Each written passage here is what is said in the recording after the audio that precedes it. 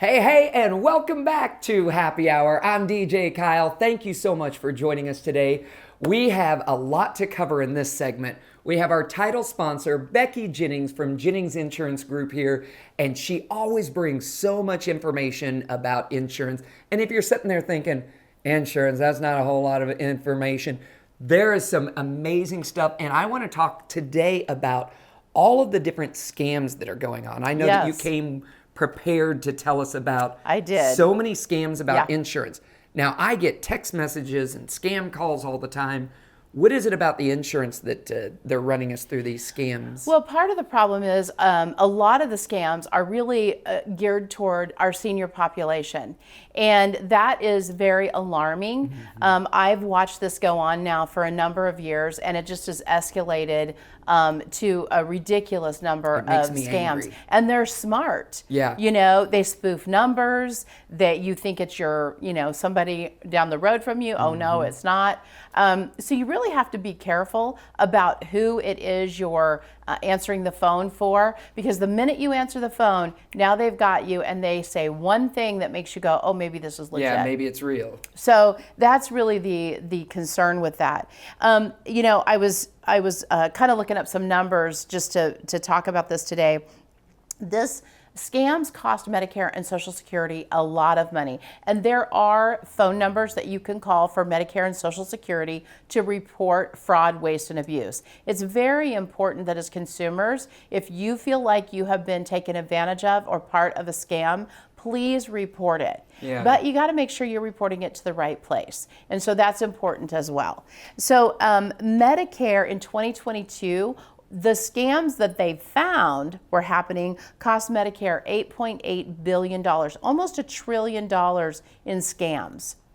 So when you talk about the danger and the cost of Medicare, well, that is something that you have to take into consideration is, and then a lot of people will go, oh, it was just me and it was just this, and they don't realize the impact of the magnitude that happens in a you were scammed or you had a scam option, that's probably hundreds and thousands of other people that have fallen for it. I'll never forget, one of the first people that told me about it was my mom's neighbor. And she said, I had somebody call me and she said they wanted to sell me a new glucose monitor. And I go, oh. And she goes, yeah, and I'm diabetic. I just assumed it was legitimate because how would they know I was diabetic if they didn't have my information? Yeah. Well, when like 1 in 4 Americans or whatever have high blood sugar, they're going to call enough people and say that someone is going to go, well, how would they know that? Then they must have my information. And so she actually went on to say she gave them her information until it got to her Medicare number. And that was back when your Medicare number was your Social Security number. And she got to that and she was like, I'm not giving them my Social Security. And so she had asked for their number for callback. And when she called them back, of course, it wasn't a legit phone number. I've heard that's at least one way that you can kind of protect yourself is asking for their number to call them back to see if it's legit. Sometimes, yes. But just to give you an idea, one of the scams recently was unscrupulous doctors were putting people on hospice. They thought, the consumer thought they were just getting extra benefits of home care and things like that. But they were in fact put on hospice. The claims were going through and so forth. But then when those people would try to go get actual health care outside of hospice, then their claims were rejected. And that's when they discovered that there had been a whole scheme of all of these claims. It costs a lot of money. Another one is genetic test. Medicare will rarely pay for genetic testing. So if you're at some event somewhere and somebody's saying, Medicare will pay for this genetic test, just give us your Medicare number and we'll bill Medicare, they'll pay for it, we promise. No, they won't. Yeah. So just don't even do. And they're probably not just cold calling you going, hey, this is... Well, yeah, sometimes they're set up like at a show, like some kind of a health show or a health fair or something. But the thing to know about that, the reason I really say that is because they're not going to bill Medicare for genetic testing. They're going to start billing Medicare for a bunch of other stuff for you that you have not had done. And so it is all about getting that Medicare ID number so they can bill Medicare. And so that's another one to worry about.